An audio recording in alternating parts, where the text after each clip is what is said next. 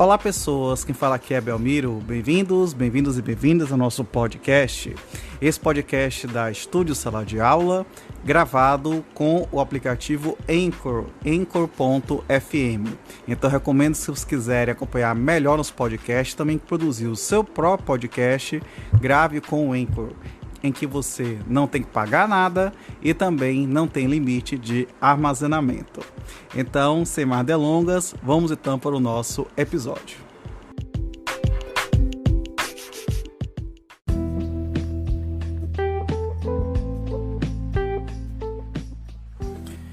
Olá pessoas, quem fala aqui é Belmiro, bem-vindos e bem-vindas ao nosso podcast. A gente vai agora começar a leitura de um outro autor, que é justamente Herbert Hart, com o livro dele, O Conceito do Direito.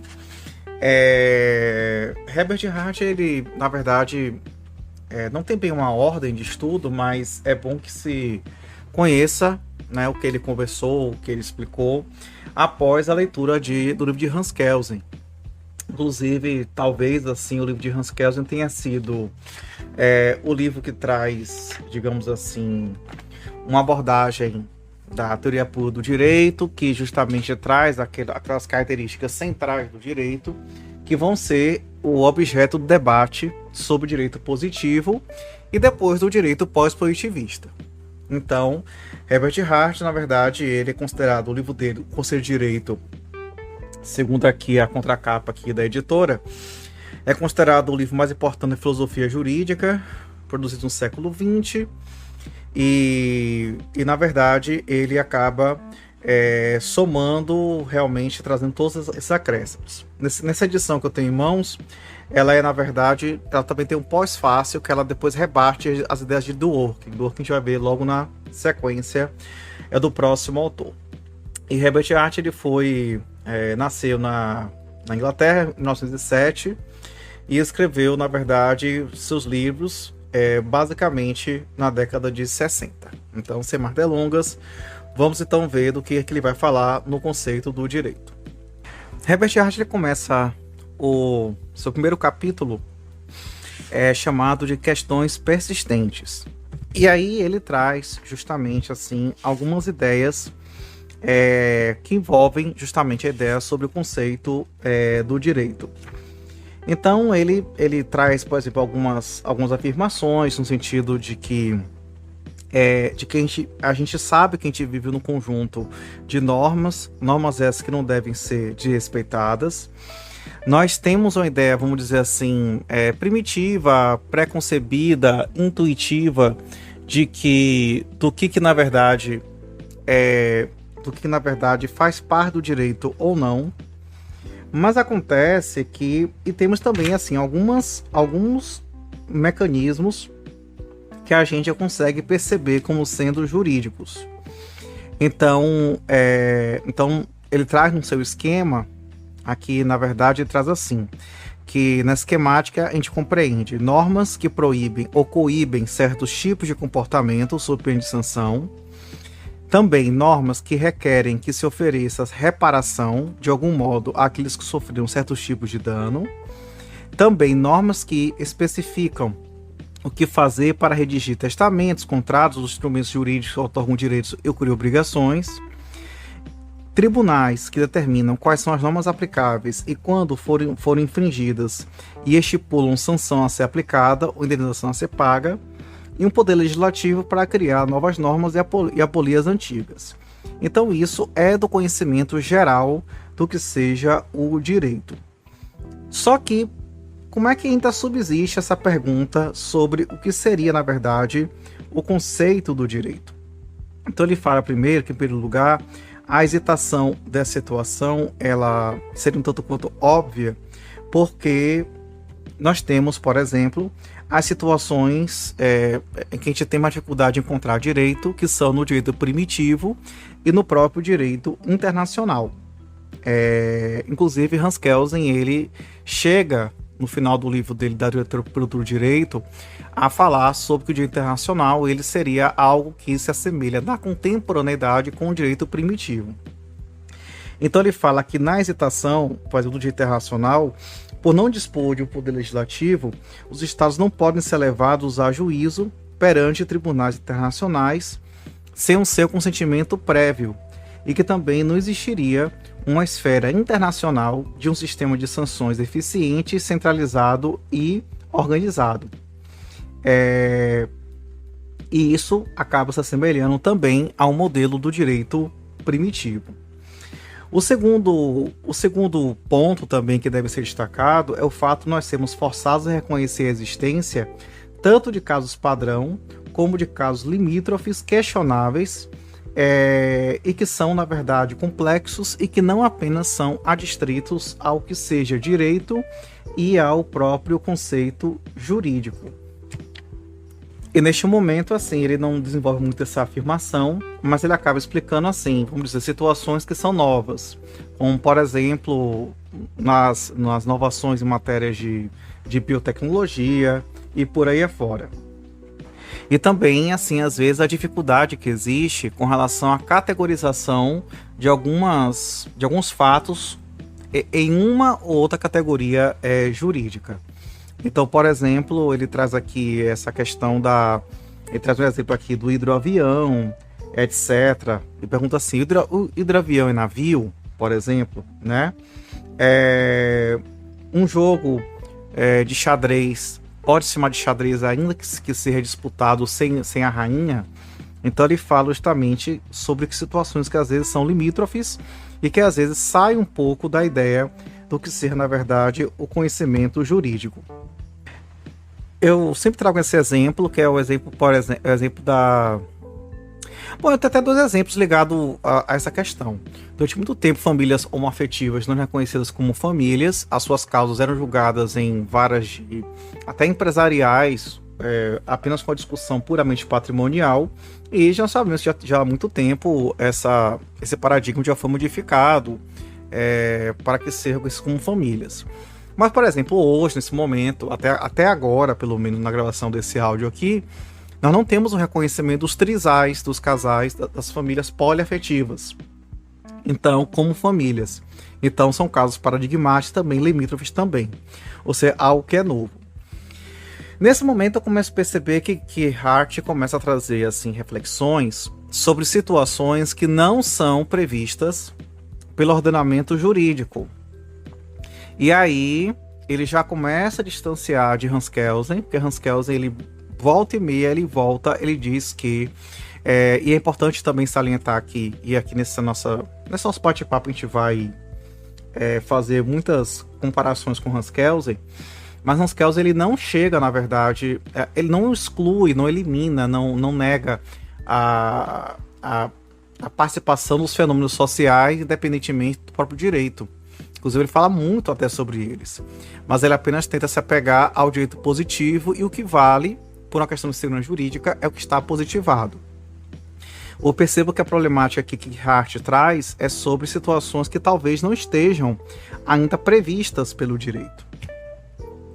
E após essas digressões, ele acaba, na verdade, chegando a afirmar que as palavras direito e sistema jurídico, elas são, na verdade, um tanto quanto inúteis, porque elas podem significar coisas diferentes.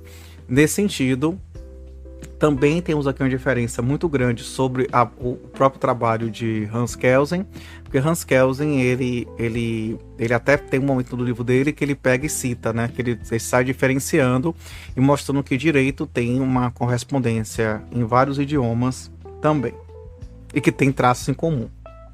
Aí neste capítulo tem um subtópico 2, que ele fala assim, o subtópico se chama 3 questões recorrentes. A primeira das questões, ele fala sobre aquela afirmação de que a ordem jurídica é amparada por coerção, que é algo que Hans Kelsen até elege como sendo uma norma primária. Então ele pega um exemplo que até Hans Kelsen até utiliza bastante, do próprio assaltante, né? Então ele fala assim, se a gente considerar, por exemplo, que ele fala mais ou menos assim, que na verdade, assim, que se um assaltante ele chega para uma vítima e exige que ela lhe entregue algum tipo de bem, né, algum tipo de objeto, então ele faz mediante uma coerção. E o Estado também, de alguma maneira, através da lei penal, por exemplo, faz a mesma coisa. Então ele fala assim, ele tenta dizer o seguinte: como é que essas ameaças, sejam estatais ou sejam, na verdade, jurídicas, assim, do assaltante, elas têm semelhanças, elas têm diferenças. Então, afinal de contas, existir uma ameaça, existir uma coerção é algo que é do direito. Outro ponto que ele traz, esse ponto Hans Kelsen também trabalhou bastante, embora tivesse encontrado uma solução diversa, porque Hans Kelsen, ele trabalha com a ideia, ele rejeita uma ideia de moralidade universal, ele sequer chega a afirmar, inclusive ele chega até a contrapor a ideia de que o direito seria um mínimo de moral, vamos dizer assim, padrão. Inclusive Kelsen, ele afirma que por causa do pluralismo de concepções morais, o direito precisa se impor, né? Porque se deixar cada um vai ter uma visão diferente do que pode se sentir obrigado ou não. Já Herbert Hart, ele coloca uma coisa aqui diferente. Ele diz, por exemplo, que ele fala que é muito difícil você separar, às vezes, o peso de uma coerção moral de um peso de uma coerção jurídica. Isso não leva, na verdade, a gente a entender que direito e moral são coisas iguais. Mas também a gente tem que entender que os dois compartilham de algumas características comuns, inclusive de vocabulário e inclusive de noção de direitos e deveres. E o terceiro ponto que ele traz, que eu achei assim muito audacioso, digamos assim, bem ousado, é no sentido de que ele fala assim, que ele fala do conceito de normas. Ele fala, o que são normas? O que são normas, afinal de contas? Uma norma existe, e aqui ele fala uma coisa interessantíssima. Os tribunais realmente aplicam as normas? Ou será que os tribunais apenas simulam, fingem fazê-lo? E aqui, nesse ponto das normas, eu adiantei algumas páginas daqui, ele fala duas coisas interessantes. Primeiro, sobre o fato relacionado à questão da reprovabilidade, no caso das normas morais, que podem ser muito reprováveis. Mas ele chama atenção sobre o fato, assim, o que Kelsen chama de que a norma é uma moldura que o magistrado deve, na verdade, chegar e aplicar, conforme o caso concreto, cria uma norma individual. Hart, ele fica um pouco cético ligado a isso. Ele fala que é muito... Coloca com minhas palavras, tá? Como se fosse muito ingênuo que o juiz, na verdade, fizesse uma dedução com base nas normas. Ele, na verdade, ele entende que muitas vezes, através da norma, o juiz cria realmente algo novo. Porque ele fala, por exemplo, de ali testamentos que existem duas testemunhas. Mas ele fala, por exemplo, e se duas pessoas usarem pseudônimos, por exemplo, né? Ou seja, ele fala sobre a questão da própria abertura que existe sobre essas diversas normas jurídicas e as incertezas que podem decorrer da sua própria interpretação. E aí ele fecha esse tópico falando assim, que ele fala desse jeito: para terminar, os céticos nos lembram não só que as normas são vagas e duvidosas, mas também que sua interpretação pelo tribunal pode ser não apenas válida, como também definitiva. Tendo em vista tudo isso, não seria um exagero grosseiro ou mesmo um erro conceber que o direito depende somente das normas? Esse raciocínio leva à negativa paradoxal que já citamos. A legislação é fruto do direito e não parte do próprio direito. Ou seja, então na verdade é isso que ele quer dizer, que a legislação ela compõe o direito, mas o judiciário tem um papel muito grande nessa criação do direito por conta dessa interpretação das normas que vai variar bastante. Aí no subtópico 3, que é chamado de definição, ele tenta começar agora a trazer critérios para definir o que seria o direito. A primeira diferenciação, a primeira forma de definição que ele vai encontrar é tentar identificar de acordo com o gênero. E de acordo com o gênero, o direito poderia pertencer a uma família de normas de comportamento. Mas isso por si só é problemático, e nós já vimos, inclusive, que a própria definição de normas, ela encontra obstáculos sobre o que seria esse seu significado. Inclusive, ele fala que um significado é bastante aberto.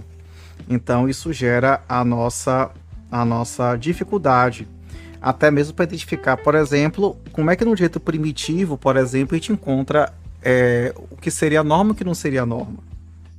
Bom, e aí com base em tudo que está colocando, essa ideia, por exemplo, do que seria o direito, estaria talvez relacionado a princípios subjacentes. Volta e meia, Herbert Hart, ele se menciona Austin. Austin seria um professor dele que ele se inspirou e que também faz críticas a Jeremy Bentham. Jeremy Bentham, só para lembrar aqui, é um dos maiores expoentes sobre o utilitarismo. E aí, então, ele anuncia, na verdade, que no decorrer do livro, ele basicamente aqui, Hart, ele vai falar situações limítrofes para poder tentar encontrar o que seria direito e o que não seria algo pertencente ao sistema jurídico.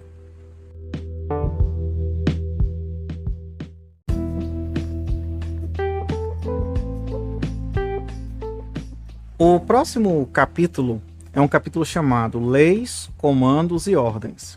E ele começa com o item 1, chamado de Variedades de Imperativos. Eu citei nesse instante Austin, e ele já começa aqui já afirmando que a tentativa mais clara e mais cabal de analisar o conceito de direito em função dos elementos aparentemente simples dos comandos e dos hábitos foi empreendida por Austin no seu Province of Jurisprudence Determined, algo assim, ou Providência ou Província de Direitos de Jurisprudência Determinada. A tradução não está muito exata, mas vocês entenderam a ideia. Inclusive, tem aqui um dado interessante, que eu não tinha conhecimento sobre isto. Eu tenho que investigar isso melhor. Eu na verdade, quando eu fiz o episódio, né, sobre Hans Kelsen, Direito pelo Direito, eu cheguei a falar em algum momento, ou acreditar, de que talvez o livro de Kelsen tivesse sido um dos primeiros livros, Sistema Sácio do Direito, mas parece que o livro de Austin é anterior de Kelsen. Porque ele fala aqui, por exemplo, que Kelsen ele considera um teórico mais recente. E, de fato, Hans Kelsen, na cronologia, Hans Kelsen teria escrito a Direito pelo Direito cerca de, no máximo, 10 anos antes do Conselho de Direito de Hart. Então, ele fala, na verdade, Herbert Hart, ele diz aqui que ele vai tocar alguns pontos do professor dele, de Austin, e também vai dialogar com Kelsen na medida do possível. A primeira coisa que ele vai aqui começar a discutir é o uso da forma linguística no imperativo. Exemplo, vá para casa, venha cá, pare, não mate, etc. E ele fala que os imperativos da língua são numerosos, mas também mesclam diversas superposições. Às vezes o imperativo pode significar um apelo, um aviso, um pedido, né, uma ordem e por aí afora. E ele mostra como essa ideia de comando ela é algo muito complicado de falar, porque se falar, por exemplo, que o assaltante deu uma ordem para que alguém lhe entregue um bem, quer dizer que este alguém está subordinado a ele, que ele tem um poder sobre essa vítima, tem uma relação hierárquica, portanto, entre eles. E aí, com isso, essa ideia da obediência do subordinado, no caso a vítima, ela compromete um pouco uma ideia muito utilizada sobre a ideia de comandos, que a gente viu muito na obra de Hans Kelsen. Provavelmente Austin também falou sobre isso aqui, como ele está dizendo. E que esse comando pode decorrer tanto da ideia ligada a uma autoridade, como também ligada, por exemplo, a um modelo de ameaça, portanto. E aí, com isso, ele conclui esse tópico dizendo o seguinte, que a noção de comando, não necessariamente, pode ser algo relevante para a ideia de direito, porque o comando ele pode, inclusive, significar algo, inclusive, que não seja, na verdade, jurídico. E aí já ele derruba Hans Kelsen com base nisso, tá? Em grande parte. Aí no tópico 2 desse capítulo, ele fala o direito como ordens coercitivas. Aí ele fala, por exemplo, que uma sociedade que é vasta e complexa, como no Estado moderno, há ocasiões em que uma autoridade ela tem que ordenar que alguém faça alguma coisa. Um policial, por exemplo, sobre essa ideia coercitiva. Então ele fala, por exemplo, que essas ordens têm um caráter geral, no sentido de um tipo geral de conduta, que é utilizado, que é aplicado a uma classe geral de pessoas, e das quais se espera que estejam conscientes para poder compreender o seu sentido. E você tem também um papel secundário, que é no sentido de que se as ordens não foram obedecidas, então faz, na verdade, surgir uma consequência para isto. Ele chama tudo isso de controle jurídico, no sentido duplo, ele volta a falar que é duplo, e isso tem que também ser sopesado novamente com a analogia do próprio assaltante. Mas ele traz aqui, por exemplo, que o âmbito da aplicação da lei é uma questão de interpretação daquela lei em particular, aliada a essas considerações gerais. Ele também traz aqui algumas críticas sobre alguns conceitos que existiriam em outros teóricos, inclusive do próprio Austin, de leis dirigidas. No sentido de uma palavra dirigida, porque significa uma regra aplicável a algumas pessoas que se comportem de certa maneira. Só que comparando com a ideia do assaltante, quando ele determina que, sei lá, um funcionário do banco entregue a ele o dinheiro, isso aqui não é uma ordem de caráter permanente. E a permanência dessas ordens, ela na verdade é algo que é muito frequente de se observar no direito.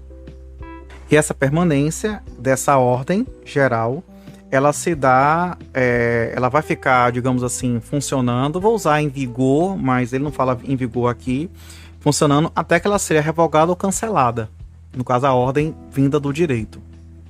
E isso acaba obrigando as pessoas a se comportarem dessa maneira com base na expectativa de que se elas se comportarem de maneira antijurídica, haveria, ele usa bem a palavra probabilidade delas poderem ser, no caso, condenados, sofrerem a sanção. E aí ele traz uma suposição, ele fala assim, devemos supor que qualquer que seja o motivo, a maioria das ordens são mais frequentemente obedecidas que transgredidas pela maior parte dos afetados. E ele diz que ele vai usar aqui o próprio conceito de Austin de um hábito geral de obediência. Porém, ele vai trazer que o conceito de ordem de caráter geral apoiadas por ameaças, dadas por alguém que é geralmente obedecido, e acrescentando uma coisa, se aproxima mais de uma lei penal sancionada pelo Poder Legislativo de um Estado moderno do que de qualquer outra modalidade do direito.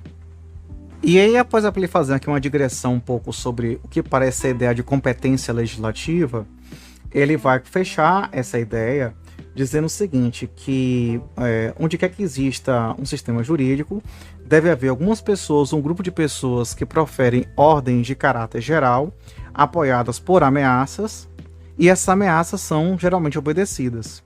E também deve haver essa convicção geral de que essas ameaças podem ser efetivadas em caso de desobediência. E essas pessoas que dão as ordens, se pegar emprestado o conceito de Austin, seriam de soberanos, no sentido de darem essas ordens gerais e os demais, assim, se subordinarem a elas. Aí, no capítulo 3, né, esse livro dele é até mais fácil de ler do que o livro de Hans Kelsen, viu? Cá pra nós. Ele fala, o nome do capítulo é Diversidade das Leis. Ele faz uma introduçãozinha aqui, sem tópico. E a introdução, em suma, diz que vão ser apresentados 3 grupos de objeções no tocante a esse modelo inicial de ordens que devem ser apoiadas por ameaças para que sejam obedecidas. Esses grupos seriam, primeiramente, no que diz respeito ao conteúdo das leis, segundo, no que diz respeito à origem das leis, e terceiro, no que diz respeito ao âmbito de aplicação, que aparentemente aqui ele vai pegar cada tópico desse e vai desenvolver no item à parte. No primeiro tópico, que tem aqui, o tópico é realmente chamado o conteúdo das leis, nós temos, na verdade, ele começa o exemplo com o próprio direito penal, e no direito penal você vê mais claramente essa ideia de que, se violar a lei, o que fazemos é antijurídico, inclusive conceito que a gente até usa na dogmática penal, surge uma violação de um dever ou, portanto, um delito. E essa analogia também pode ser verificada no campo do direito civil, chamado de responsabilidade civil. Sendo que a diferença do direito penal, que você tem, na verdade, uma ideia de uma indenização, né? E essa indenização, ela não tem apenas o direito penal, mas ela tem também uma consequência decorrente, uma sanção do próprio da violação do próprio dever. Só que ele vai dizer que tem outros ramos do direito que essa analogia com ordens apoiadas em ameaça, elas têm efeitos diferentes, elas funcionam de forma diferente. Ele está sendo exemplo do que celebra contratos, testamentos ou matrimônios, que não exige que as pessoas ajam dessa ou daquela maneira, independentemente de sua vontade. Então, essas leis não impõem deveres ou obrigações, e, em vez disso, oferecem ao indivíduo meios para realizar seus desejos, otorgando-lhe poderes jurídicos para criar estruturas de direito e deveres na moldura coercitiva do direito, através de certos procedimentos e sob certas condições. E ele diz que, por exemplo, a consequência do não descumprimento de regramentos próprios, quando a gente tem, digamos, esse círculo de autonomia, vamos dizer assim, jurídica, então nós temos a ideia da oposição do que seria válido, o testamento seria nulo, ou ainda anulável, ou ainda sem efeito jurídico. Isso não teria uma transgressão, mas simplesmente a validade dele se perderia. E também ele vai aqui adiante também falar da ideia de capacidade, né? Capacidade condicionada a certas qualificações pessoais mínimas, como ele dá o exemplo aqui de condição de adulto ou sanidade mental, que detalham como o poder pode ser exercido e pode ser, de fato, no caso, estipulado. Hans Kelsen, ele fala de capacidade e também fala nulidade e anulabilidade. Foi um trecho que, quando eu fiz a leitura, eu pulei, porque eu vi que Kelsen ele trazia uma questão mais analítica, mas eu posso revisitar isso posteriormente para tentar tirar essa dúvida aqui, se teria algo muito diferente do que Hart está trazendo. E aí, após ele fazer aqui uma digressão com alguns exemplos sobre o que seria competência judiciária, competência legislativa, ele fala, por exemplo, que quando um tribunal ele julga algo, além de sua competência, a sua decisão, ela não é reformada porque altera o conteúdo, e sim ela é anulada. E o mesmo pode acontecer com, vamos dizer, órgãos políticos de competência restritiva, né, tipo estados, municípios, que na verdade também padeciam da mesma situação. E aí ele fala, por exemplo, assim, na página 43 aqui da edição, ele chega a falar assim que não dá para fazer uma taxonomia, ou seja, uma listagem de todas as características, mas a gente tem aqui já uma distinção interessante. Ele fala que sob um rótulo muito grosseiro, podemos distinguir leis que otorgam poderes em relação àquelas que impõem deveres e são análogas a ordens apoiadas por ameaças. Essas últimas, né, leis que na verdade otorgam deveres e com consequência têm ameaças, seriam mais próximas das leis penais, e temos aquelas outras que são aquelas que otorgam poderes. E no que otorga poderes, nós estariam as leis que dão capacidade civil, que trazem a questão de autonomia privada, que trazem também a ideia das competências dos tribunais, legislativas também, e etc. E ele diz que apesar de as teorias jurídicas elas terem uma tentação muito grande de querer uniformizar tudo, e indo nessa tendência de uniformização, ele pode assim fazer a seguinte conclusão, que tanto as normas que otorgam poderes para a feitura de um testamento, né, quanto a norma de direito penal que proíbe a agressão sob pena de sanção são padrões, segundo os quais atos específicos podem ser avaliados criticamente. E talvez assim fique subentendido ao falarmos como ambos tipos de normas. E aí ele fecha esse subtópico falando assim: poder-se-ia, embora com certa inexatidão, né, que dizer que enquanto as normas que, como direito penal, impõem deveres, aos outros otorgam poderes que são receitas para a criação desses deveres. Aí vai ter um subtópicozinho deste item aqui. Aí teremos aqui um subtópico deste mesmo itemzinho 1, tá bom? Que é chamado de nulidade como sanção. No primeiro momento, a gente poderia dizer que a nulidade, ela que vai ocorrer quando estiver ausente alguma condição essencial, algum requisito essencial do poder, seria uma sanção, e com isso se assemelharia à previsão da sanção penal, no sentido de um prejuízo aplicado diante do descumprimento desta norma.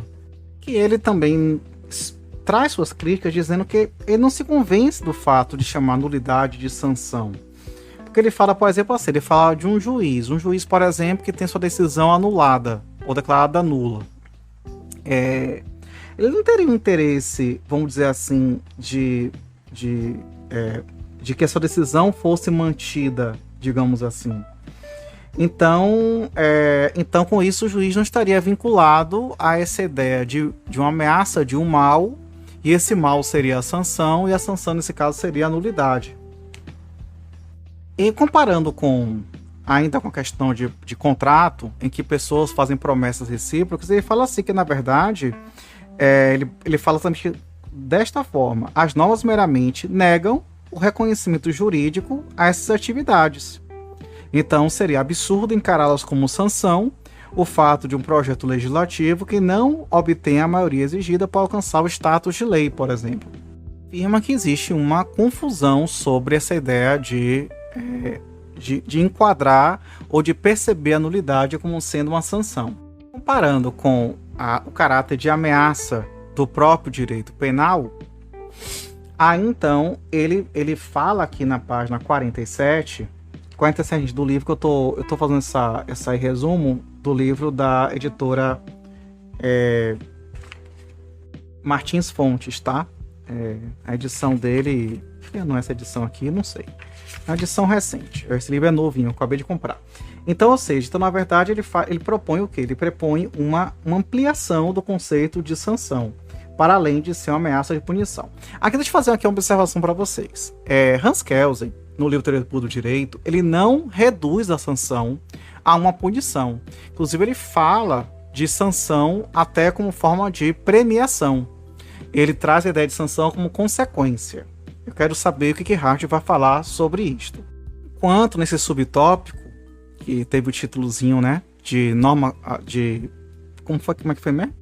Como sanção, ele fala que essa esfera de poder que nós temos, ela é fragmento de uma lei, e com isso a consequência seria de a gente perder a autenticidade dessas normas jurídicas. E aí o próximo subtópico deste item 1 é chamado de as normas que otorgam poderes com fragmentos de leis. Ele já vai citar Kelsen aqui no começo, eu vou ler esse fragmento. Em sua forma mais radical, esse argumento recusaria a condição de leis autênticas, até mesmo as normas do direito penal, nos termos em que são frequentemente redigidas. É sob essa forma que Kelsen adota o argumento. Abre aspas, o direito é a norma primária que estipula a sanção. Base nisso, a gente teria, por exemplo, a ideia de que no homicídio você não tem assim uma norma que proíba o homicídio, tipo assim, é proibido matar. Apenas diz, realmente de fato é assim no direito, né? Matar alguém, pena, aí diz a consequência para quem a praticar. Eu tô aqui lendo ele, Hart, tô lembrando algumas coisas de Kelsen. Kelsen, quando ele fala em algum momento do livro dele sobre a questão de que a ciência jurídica, como um direito é formado no mundo do dever ser, então você não tem uma relação da lei da causalidade, mas você tem uma relação de condição e consequência. Então, aqui Hart retoma esse conceito quando ele fala sobre essa ideia de que todas as leis autênticas são ordens condicionais das autoridades para aplicar as sanções. Então, por meio do aperfeiçoamento cada vez maior das cláusulas antecedentes ou das cláusulas condicionais, pode-se renunciar sobre essa forma condicional normas jurídicas de todos os tipos, inclusive as que otorgam ou definem as formas de exercício de poderes privados ou públicos. Então, será que ele está aproximando da ideia de condicionamento? Vamos ver então. De um modo geral, esse tipo de comando seria, no sentido, ele bota aqui, de cláusulas condicionais, que acabaria abarcando, né, tanto a ideia penal como a ideia de competências legislativas, de poderes privados e etc. E ele falou que é uma teoria formidável e interessante, que se propõe a revelar a verdadeira natureza uniforme do direito, certo? Mas ele fala dos defeitos dela já. Que ele fala, antes de falar dos defeitos, devemos assinalar que em sua forma mais radical a teoria envolve a mudança da ideia original de que o direito consiste em ordens apoiadas pela ameaça de sanções a ser aplicadas quando aquelas forem desobedecidas. Pronto, assim ele concorda com essa parte aqui. Isso, ele até muda um pouco essa ideia de condicionamento cláusula, mas ele fala de lei autêntica, que ordene a aplicação de alguma sanção. Então, bem pode suceder que uma autoridade que negligencie essas instruções não seja punível. Mas ele faz a questão do condicionamento. Só que umas 3 ou 4 páginas até posteriores, ele continua assim, tentando assim, trazer como elemento comum entre as normas penais e as normas que otorgam poderes ou competências. Ele continua rebatendo sempre com cláusulas condicionais, cláusulas condicionais, cláusulas condicionais. Vamos ver até onde é que ele vai com isso. Fala que ele está tentando assim reduzir a variedade de normas jurídicas, para tentar ver se acha alguma coisa em comum entre elas. Eu tô gostando muito da escrita dele. Deixa eu fazer um elogio aqui à escrita, porque o livro dele é delicioso de ler. É um livro que cada final de cada bloco, ele bota uma espécie de ligação com o que eu falo no próximo bloco, não fica quebrado. Então, ó, ótima leitura dele. E aí então, gente, o que vai acontecer? Aí ele fala que, para você uniformizar, você vai ter que distorcer um pouco o sentido dessas normas jurídicas. Tanto que o título do próximo subtópico é A Distorção como Preço da Uniformidade. Uma coisa maravilhosa isso daqui. Então ele começa assim: a distorção efetuada por essa reformulação é digna de análise, pois ilumina muitos aspectos diferentes do direito. Ele fala que são muitas técnicas através das quais se pode controlar a sociedade, mas a técnica, a característica do direito penal, consiste em designar por meio de normas exaustivas de comportamentos, yara, não sei o quê. Ele volta a falar de novo do problema quando você fala das normas privadas, do contrato, do testamento, por aí afora, juntando com as normas de competências públicas e por aí afora. Ele falou que chega a comprometer um pouco o sentido, né? E aí ele diz que mais adiante no capítulo 4 ele vai tentar clarificar um pouco outro ângulo disso, mas por enquanto ele está um pouco não é que ele seja receioso de querer juntar, mas ele fala que se a gente tentar assim muito trazer algo comum entre elas, isso pode de fato comprometer a sua distinção e o seu sentido. Inclusive ele mencionou aqui algumas vezes sobre a ideia do fragmento de lei, para tentar como se na unidade dos sentidos da lei penal e das leis não penais, mas ele meio que parece que abandonar isso daqui. Aí vamos entrar no tópico 2 agora, que é chamado âmbito de aplicação. Aí nesse tópico ele volta a falar da lei penal, fala que a lei penal de fato ela fica mais fácil de você entender, na verdade, essa ideia de correção, mas que não dá para ser algo que a gente tem como sendo algo automático. Então ele fala que talvez seja melhor a priori falar do modo de funcionamento como sendo uma promessa ou compromisso da autoridade de aplicar aquela norma jurídica. Que também diz aqui que apesar dessa analogia, né, para tentar trazer um caráter autovinculante das leis, há muitas diferenças entre fazer promessa e promulgar leis, porque as normas que exigem a criação de leis são muito mais complexas do que a de um caráter bilateral de uma promessa, por exemplo. Então por isso que é complicado você falar de autovinculação de leis. Fecha esse tópico dizendo que o legislador também está circunscrito a outras normas que lhe dão alguns poderes, não tem um poder, na verdade, infinito. Aqui nesse ponto ele lembrou um pouco até Kelsen, porque Kelsen fala muito disso em relação à própria Constituição. Vamos lá. Tem o tópico 3 agora, que são os modos de origem. Os modos de origem é aquela distinção que Kelsen trabalhou bastante sobre uma fonte legislativa de uma fonte costumeira. Então ele fala aqui um pouquinho sobre o costume, mas ele começa tentando diferenciar costume de hábito, costume de norma de etiqueta. Ele diz aqui, olha que é um autor da tradição inglesa, viu? O costume não tem grande importância como fonte do direito no mundo moderno, que é uma fonte subordinada, norma consuetudinária do status jurídico de lei. E ele fala, na verdade, que isso traz noções fluidas em alguns tribunais. Em alguns tribunais eles utilizam um conceito chamado de razoabilidade, que no direito brasileiro a gente costuma interpretar isso como sendo um conceito jurídico indeterminado. E fala que quando o tribunal usa isso, ele está usando de sua discricionariedade, que é um poder, ele afirma isto aqui na parte 61, um poder virtualmente absoluto. E aí que se aproxima de Hans Kelsen quando ele fala que os costumes, quando reconhecidos pelos tribunais, eles têm status de normas jurídicas e que devem ser como tal respeitados. E tem um ponto aqui que está me chamando a atenção, porque ele meio que confunde, aparentemente, a noção de costume com noção de princípio. Observe essa frase aqui dele. Assim como os tribunais reconhecem como vinculante o princípio geral de que aquilo que o Poder Legislativo decreta constitui lei, por que não seria verdadeiro que também reconhecesse como vinculante outro princípio geral, ou de que certos tipos definidos de costumes constituem uma forma de direito? Porque ele fala disso no sentido após uma crítica que ele faz de que o costume só é costume jurídico quando o tribunal o reconhece.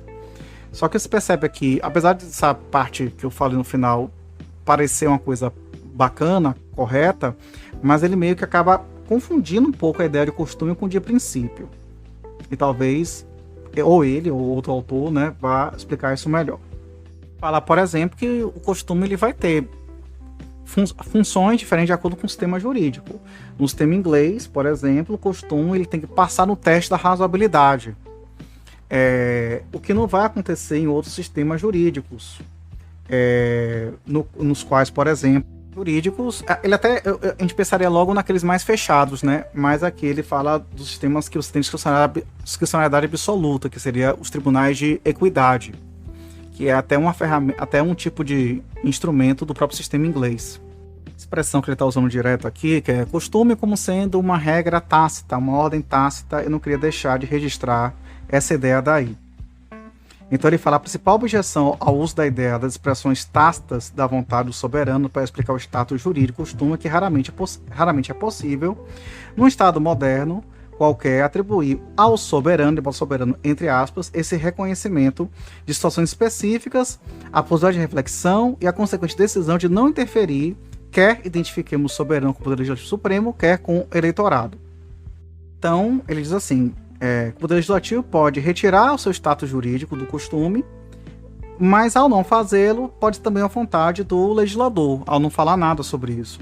Perguntas que ele falou que não vai responder agora. Ele fala assim, em que consiste então o reconhecimento jurídico do costume? A que deve a norma consuetudinária seu status jurídico, sendo a decisão do tribunal que a aplicou a um caso específico, a ordem tácita do Poder Legislativo Supremo?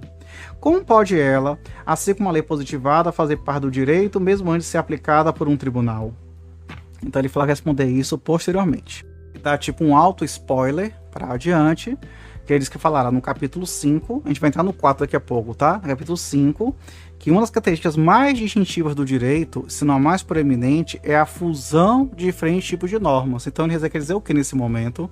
Que vamos tentar largar essa ideia de tentar juntar todas as normas num conceito só, que isso vai dar errado.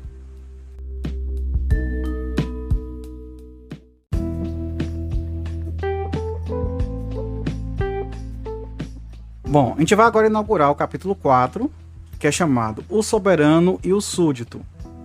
Então, ele fala assim, que ele começa assim o livro, esse capítulo. Ao criticarmos o modelo simples do direito entendido como ordens coercitivas, não abordamos ainda as questões relativas à pessoa ou às pessoas soberanas, cujas ordens gerais constituem, segundo tal concepção, o direito de sociedade qualquer. Eu folheando aqui esse capítulo, eu percebi que ele vai dar muitos exemplos, então eu acho que será um capítulo que a gente vai analisar de uma forma mais sucinta. E aqui ele traz a metodologia da crítica dele. Ele fala que, primeiro, diz respeito à ideia de um hábito de obediência, que é tudo que se exige daqueles a quem as leis soberanos se destinam. Ele falou também será indagado também se um hábito como esse é suficiente para explicar duas características proeminentes da maioria dos sistemas jurídicos, que são a continuidade da autoridade de legislar, possuída por uma sucessão de diferentes legisladores, e a persistência das leis por um longo tempo, após desaparecido quem as elaborou, ou das que ele obedeceu habitualmente. Inclusive Hans Kelsen, ele faz no Teoria pelo Direito, ele fala que é ele que traz, Hans Kelsen, aquela ideia de vontade do legislador, vontade da lei. Ele fala que a vontade da lei se descola da vontade do legislador. Certo?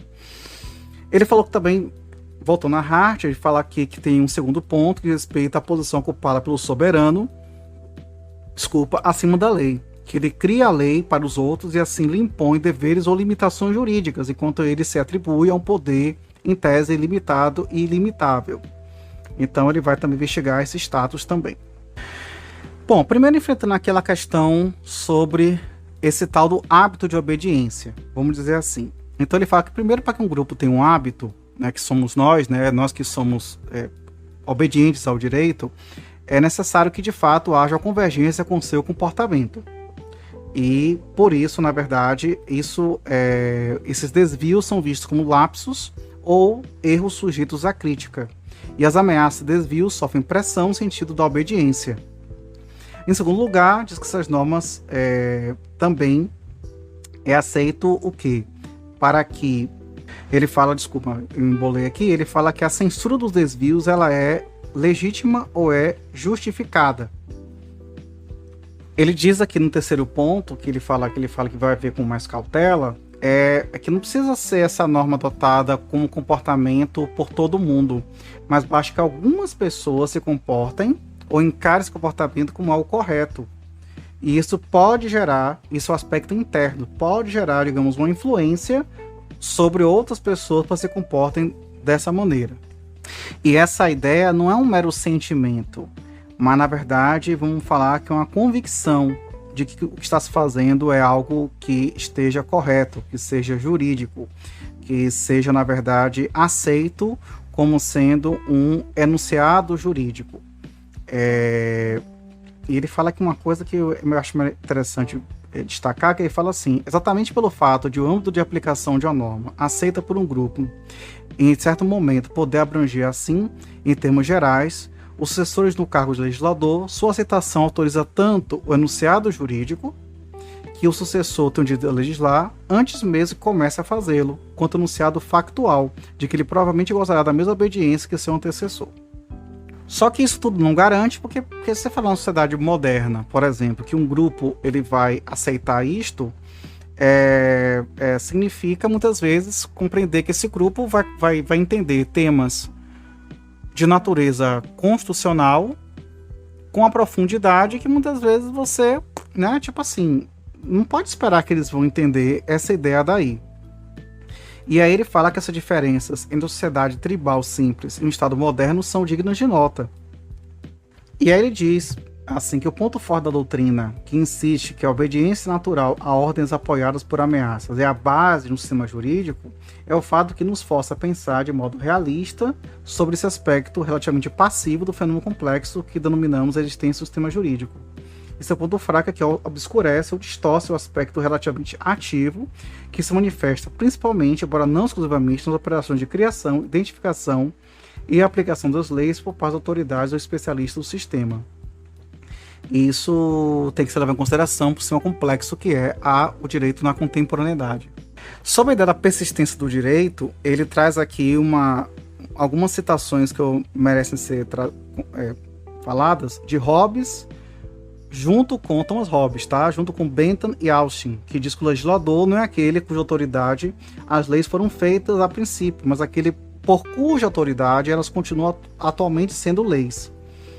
Então, se nós descartarmos a noção de norma e adotarmos a ideia mais simples do hábito, não fica muito claro que é a autoridade do legislador, entendida como algo distinto do seu poder. Mas o argumento dessa citação é um tanto quanto claro, porque esse reconhecimento acaba sendo tanto de ordem explícita como de ordem tácita, muitas vezes. E um problema que ele fala sobre isso é sobre a questão da aplicação de leis antigas em contextos contemporâneos. Porque ele fala, por exemplo, que uma lei é lei, não importa se seja antiga, seja nova. Até no presente tem muitas leis até antigas, leis até do século, por exemplo, o Código Comercial, por exemplo, que foi bastante derrogado pelo Código Civil de 2002, ele está em vigor ainda. É de 1850, né? Ou seja, 2 séculos atrás. Mas, assim, ele fala que é um tanto quanto incoerente, apesar de ser formalmente tanto lei como uma lei velha, é tão lei quanto uma lei nova, mas é um pouco incoerente quando se trata dos poderes discricionários do julgador, que podem temperar um pouco essa sua aplicação. E aqui tem um trecho que eu acho bem bacana. Ele fala assim: parece, uma vez mais, que a única virtude da teoria que rejeitamos é a de ser uma versão indistinta de uma advertência realista.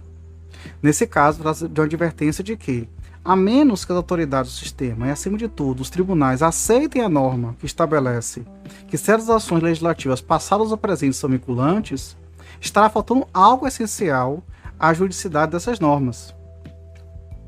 Mas ele fala para tomar cuidado, porque isso não é que nem a teoria que ele mesmo já se refere aqui, um tal de realismo jurídico, que nenhuma norma é norma até que o tribunal a aplique. Então ele falou que é crucial para a compreensão do direito a diferença que existe entre, de um lado, o fato verdadeiro de que, para que uma lei seja realmente direito, os tribunais devem aceitar a norma de que essas ações legislativas criam a lei, e, por outro lado, a teoria enganosa de que nenhuma lei é lei antes de ser aplicada a uma causa específica no tribunal. Então ele rejeita de que a lei só aparece quando o tribunal a reconhece. E aí entra aqui no tópico 3, chamado limitações jurídicas ao poder legislativo. Tem aqui um momento que eu acho meio esquisito, porque assim, ele fala de uma suposição que haveria sobre um poder ilimitado do parlamento. Ele deve comentar isso aqui, obviamente. Não é possível que ele não considere isso. Mas a gente tem que lembrar que, por Hart ser inglês, lá na Inglaterra você não tem a Constituição escrita. Então, dogmática, né, positivada. Então, com base nisso, daria a impressão, né, errônea, que inclusive ele fala que é errônea, de que haveria uma ilimitação desse poder do parlamento. Ele diz, por exemplo, assim, que uma Constituição que traz limitações, né, a um poder, como poder legislativo, ele determina o seguinte, que na verdade ele determina, na verdade, que uma legislação que não siga um certo parâmetro, a lei vai ser nula. Então, ela não impõe deveres jurídicos, mas uma inabilitação jurídica. E nesse caso, a palavra limite não implica a presença de dever, mas a ausência de poder jurídico. E com isso, a consequência vai ser a nulidade. Agora, muita coisa aqui das páginas aqui desse tópico, que eu estou passando muito rápido, porque, de fato, eu percebo, assim como o Hans Kelsen, ele tinha como premissa a ideia de apresentar uma teoria pura do direito e tentar purificar o direito de outras áreas do conhecimento social. Também a gente percebe no livro aqui de Hart um esforço argumentativo bastante assim detalhado de tentar explicar a fonte da legitimidade das normas jurídicas num sistema aqui como o dele, que não tem uma Constituição escrita. Então muita coisa aqui, ele fala muita coisa de rei e outras coisas mais também. Pronto, é no tópico 4, chamado Soberano por trás do Poder Legislativo, que ele vai falar dos sistemas jurídicos além do inglês, que tem Constituição escrita. Ele vai citar Estados Unidos, Austrália, certo? Ele fala das emendas à Constituição americana, fala da Suíça também, e diz assim: quando a Constituição impõe limites jurídicos à atuação regulada pelo Legislativo Supremo, esses limites podem ou não estar imunes a certa forma de modificação legal. Isso depende das disposições constantes na Constituição para sua própria emenda ou revisão. A maioria das constituições prevê um amplo poder de propor emendas, a ser exercido por um corpo legislativo diferente do Poder Legislativo Ordinário, ou por meio do Poder Legislativo Ordinário adotando um procedimento especial. Aí ele vai falar de uma cláusula aqui da Constituição Americana e etc. Então, na verdade, aqui ele vai meio que tentar explicar como é que funciona esse modelo de Constituição escrita, que é estranho à experiência, no caso, é estranha a experiência dele, que é de Constituição não escrita. Por que é estranho? Porque o tempo todo ele está falando de algo que parece que está assombrando a exposição dele, que é o caráter virtual de um poder soberano da coroa no sentido da monarquia inglesa.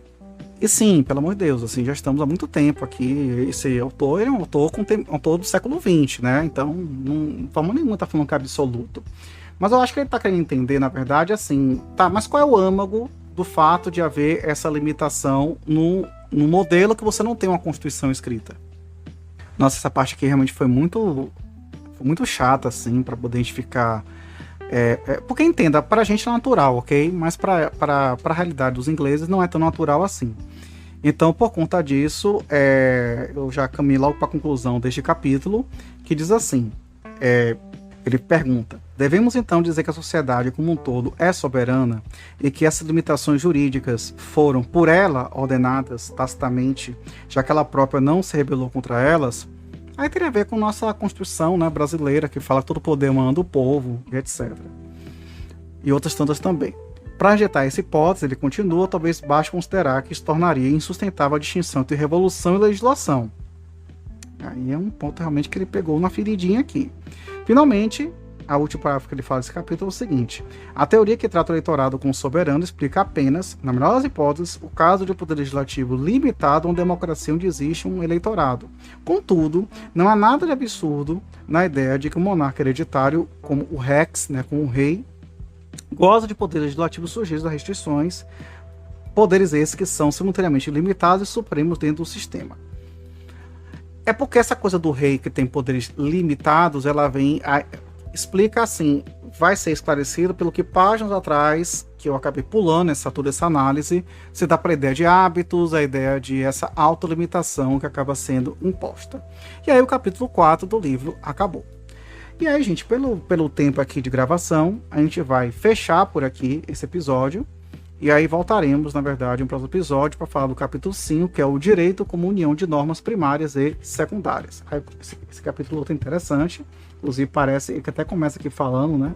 Dos últimos 3 capítulos, então é como se fosse uma nova parte, né? E aqui eu acho interessante porque Hans Kelsen fala muito de normas primárias e secundárias, então é bom que a gente veja a ideia do que ele traz sobre isso. Um abraço, tchau, tchau.